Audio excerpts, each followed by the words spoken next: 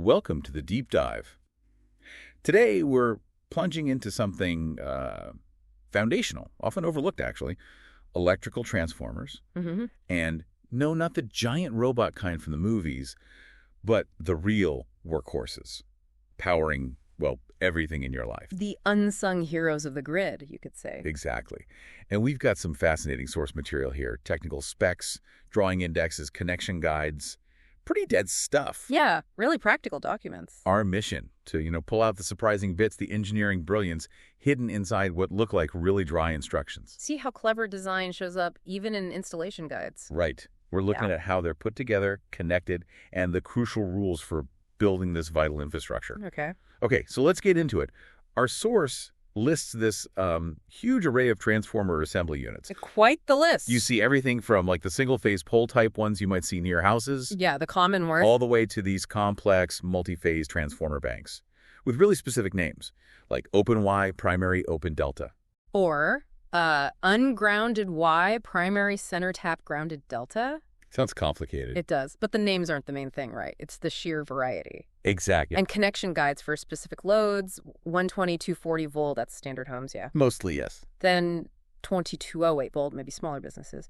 And bigger 240 or 480 volt systems for like industrial use. And what's fascinating is that each one, whether it's a simple single-phase CSP transformer, that's a common self-protected type, or a big three-phase grounded Y, primary grounded Y setup, it isn't random. Right. Each is specifically engineered, tailored for a particular job, a particular power need. So definitely not one size fits all. Not at all. It's about precision, getting the right voltage, stable power for totally different systems. It really highlights the intricate planning behind our grids. Powering everything from a toaster to a factory, like you said. Okay, so tailor-made solutions, but then the source goes even deeper into construction specifications for taps, jumpers, and arresters. Ah, yes, the details of putting it all together. These seem like the real nuts and bolts, the actual blueprints for assembly on site. Why do these little details matter so much? Well, that's a great question. What tiny details end up having a massive impact? Yeah. Take jumpers, the connecting wires, and other leads. The spec says they shall have sufficient slack to allow free movement. Slack, like looseness. Exactly. Looseness. It specifies at least two bends in a vertical plane, or one in a horizontal plane, or the equivalent. Huh. Why the bends? It's not just tidiness. It prevents physical stress on the conductors, on the connections. Oh, okay. Makes sense. And get this, in areas with aeolian vibration, that's wind shaking the lines. Right, I can picture that. It actually mandates special measures to minimize the effects of jumper breaks. Wow. So they're planning for the wind breaking the wires. Precisely. It's foresight against wear and tear. Absolutely critical for reliability. Stopping outages before they happen. So even the way a wire bends is engineered. That's pretty cool. Does it get that specific about the materials too? Oh, absolutely. The document is very clear. All leads on equipment, such as transformers, reclosers. Reclosers, those are like smart circuit breakers, right? Sort of, yeah. They try to restore power automatically after a temporary glitch. So those leads shall be a minimum of #6 copper conductivity. That's a standard size. Okay, copper. And here's a key detail if you use aluminum jumpers and they need to connect to an unplated bronze terminal. Different metals. Exactly. Different metals. You can't just bolt them together. You need a specific fix. Splicing a short stub of copper to the aluminum jumpers using a compression connector suitable for the bimetallic connection. Bimetallic. Okay, so special connector for two metals. Right. And connecting this to the bigger picture, this stops galvanic corrosion. Corrosion.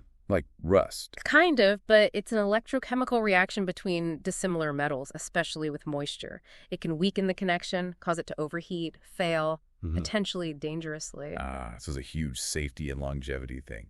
Hidden in that one detail. A vital one, yeah. Easily missed, but with massive consequences down the line. Okay, and then there are surge arresters. Those protect against lightning strikes and power surges, right? Correct. They're like the safety valves for electricity. And the spec notes that their external gap electrodes need to be adjusted to the manufacturer's recommended spacing. So a very precise gap setting. Very precise. And it stresses that care shall be taken so that the adjusted gap is not disturbed when the equipment is installed. If that gap is wrong, they won't work properly. Leaving the expensive transformer vulnerable. Exactly. And another point, it allows for lowering the neutral attachment, the ground wire connection basically, on pole tops. Okay. By not exceeding 2 feet. Why? To provide adequate clearance between a cutout, which is like a big fuse, Right. and single-phase conventional distribution transformers. Even that couple of feet of extra space is critical for safety out there. Prevents electrical arcs, equipment damage. It's all spelled out. Wow. So thinking about all this, what does it mean for you, our listener?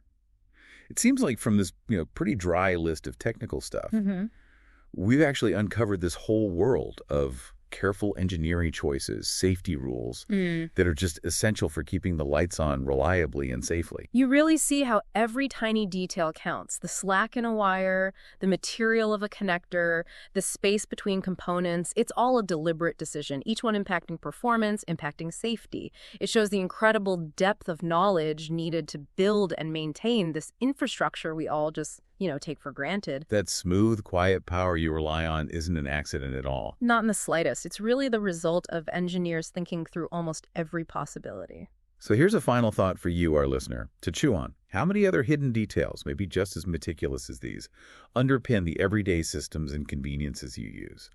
And what can we learn from the careful design that just lets them work?